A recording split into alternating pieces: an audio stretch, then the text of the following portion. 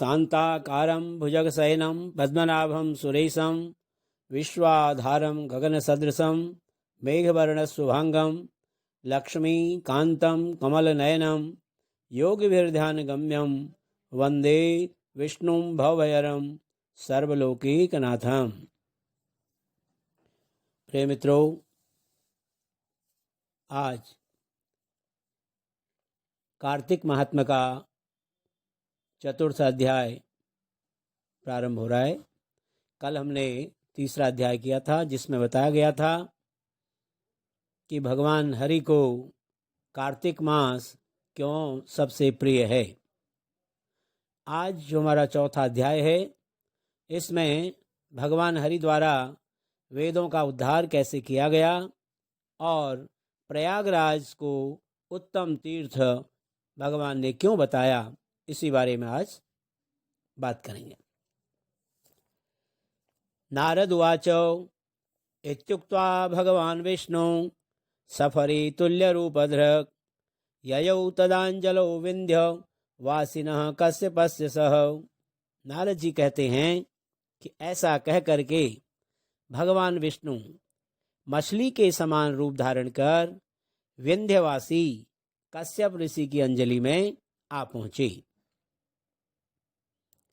कश्यप ऋषि ने दया करके उसे अपने कमंडलू में रख लिया। जब वह उनके कमंडलू में न समा सकी, तब उसे कुएं में डाल दिया। जब उसमें भी न समा सकी, तब उसे तालाब में फेंक दिया, और जब तालाब में भी नहीं आ सकी, तब उसे समुद्र में डाला। वहां भी वह बढ़ने लगी। इसके उपरांत उस नारायण रूपी मत्स्य ने शंखासुर को मारा। तत्पश्चात उस शंख को हाथ में लेकर बद्रिकारण्य में आ पहुंचे। बद्री नारायण में सब मुनियों को बुलाकर आज्ञा दी। भगवान विष्णु ने कहा, पानी में इधर उधर फैले हुए वेदों को ढूंढो।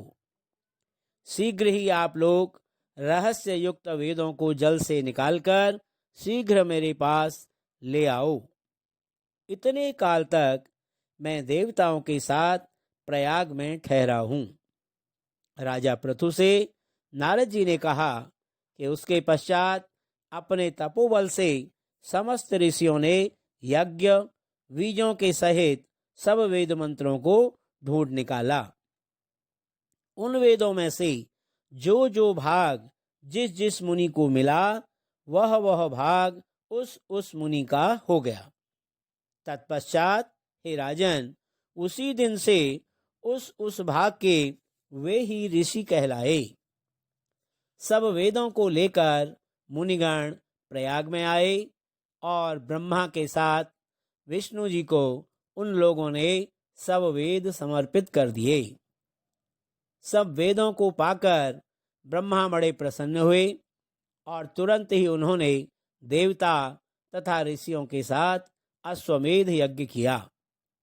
यज्ञ के अंत में देवता, गंधर्व, यक्ष, नाग और गुह्य गण विष्णु को भूमि में दंडवत करके प्रार्थना करने लगी। देवता गणों ने कहा, हे देवदेव, हे जगन्नाथ, हे प्रभु, हम लोगों की प्रार्थना सुनिए। हम लोगों के हर्ष का समय है, इससे आप हमें वरदान दीजिए। इस स्थान में नष्ट हुए वेद पुनः ब्रह्मा को मिले हैं। हे लक्ष्मीपते, आपकी अनुकंपा से हम लोगों को यज्ञ का भाग भी यहाँ मिला है। इसलिए यह स्थान आपके प्रसाद से आज से पृथ्वी भर में सर्वप्रधान, पुण्य को बढ़ाने वाला, शक्ति, मुक्ति और भक्ति को देने वाला होए। ब्रह्म हत्यादिक महान पापों का नाश करने वाला आज का यह समय भी परम पवित्र और अक्षय फलदाता हो, ऐसा वरदान हम लोगों को दीजिए। श्री विष्णु भगवान ने कहा, आप लोगों ने जो कुछ कहा वही हमारा भी ध्येय है। जैसा आप लोगों ने मुझसे कहा है, वैसा ही यह ब्रह्म क्षेत्र जगत प्रसिद्ध होगा। सूर्य वंश में उत्पन्न राजा भगीरथ गंगा जी को यहाँ पर लाएंगे और गंगा जी का सूर्य पुत्री यमुना जी के साथ यहाँ पर संगम होगा। आप लोगों तथा समस्त ब्रह्मा आदि देवताओं के साथ मैं भी यहीं पर रहूंगा और यह स्थान तीर्थराज के नाम से प्रसिद्ध होगा। यज्ञ, दान, व्रत, हवन, जप और पूजादि कृत्य यहाँ पर सदा अनंत फल देने वाले और मोक्षदायी होंगे। 7 जन्म के किए हुए ब्रह्म हत्या आदि महापाप भी इस तीर्थराज के दर्शन मात्र से उसी समय नष्ट हो जाएंगे। जो बुद्धिमान मनुष्य मेरे सन्निकट यहाँ तीर्थराज में शरीर त्याग करेंगे वे मेरे ही शरीर में मिल जाएंगे, फिर उनका पुनः जन्म नहीं होगा। जो प्राणी यहाँ अपने पितरों के उद्देश्य से श्राद्ध करेंगे उनके पितर साक्षात मेरे समान रूप वाले हो जाएंगे। यह समय भी समस्त प्राणियों को महापुण्य फल देने वाला होगा। जो लोग इस तीर्थराज में मकर राशि के सूर्य यानी कि माघ मास में स्नान करेंगे उनके समस्त पाप नष्ट हो जाएंगे।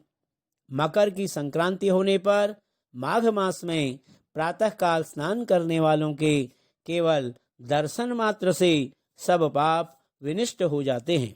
जैसे सूर्य के तेज से अंधकार नष्ट हो जाता है।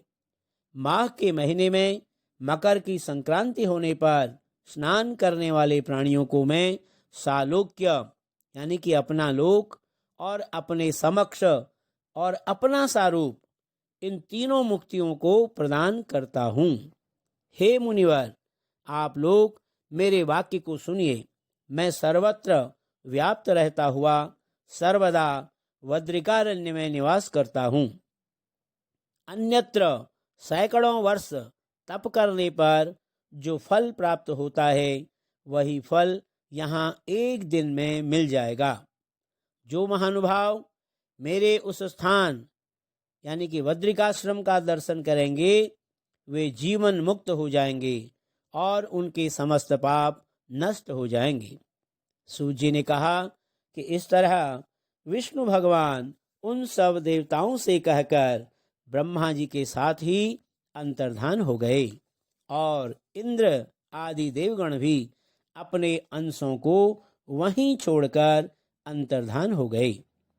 तो जो कोई प्राणी इसी शुद्ध मन से सुनेंगे अथवा सुनाएंगे वे तीर्थराज प्रयाग और वज्रिकारण्य जाने के समान फल को प्राप्त होंगे।